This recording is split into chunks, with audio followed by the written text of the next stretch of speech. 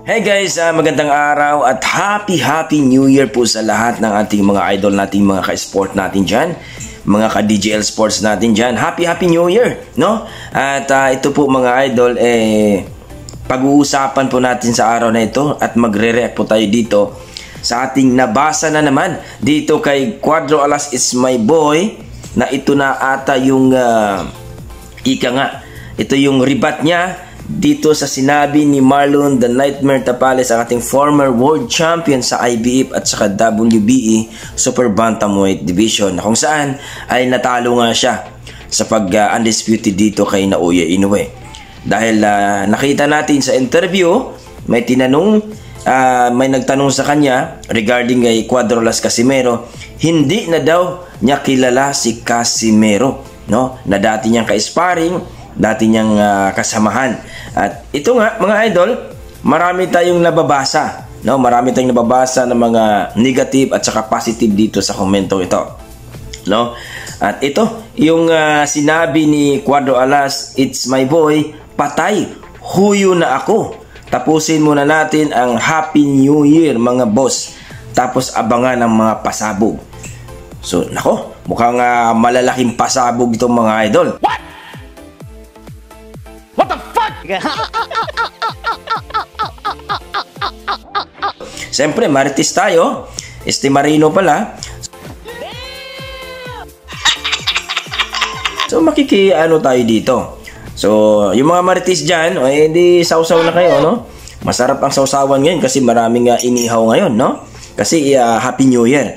So, marami tayong nababasa dito mga komento mga idol. Kagaya lamang ni dito sa isang komento na happy and prosperous Happy New Year idol.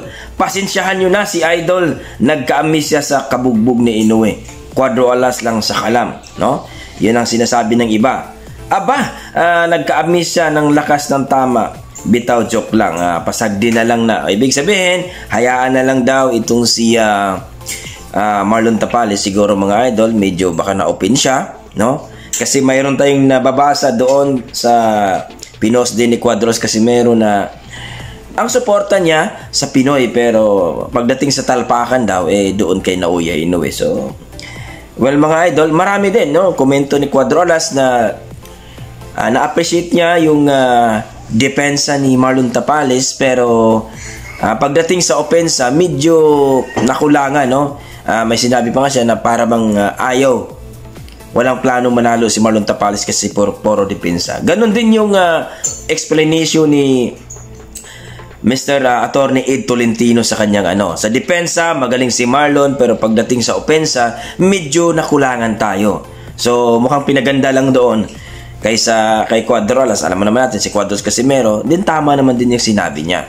Kasi, in my own opinion mga idol, pagdating sa undisputed, well, kahit anong gawin mo dyan para manalo ka.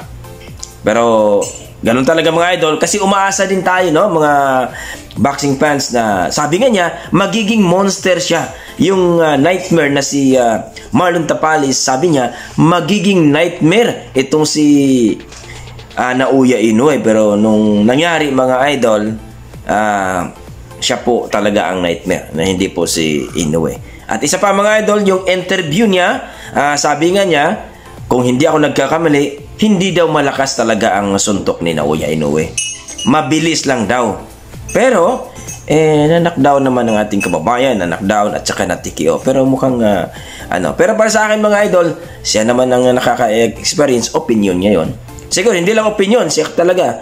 Siguro, totoo talaga, hindi malakas si Inoue. Kung ibig sabihin, hindi malakas si Inoue, well, kayang-kaya ni Cuadro Alas Casimero kapag maglaban sila.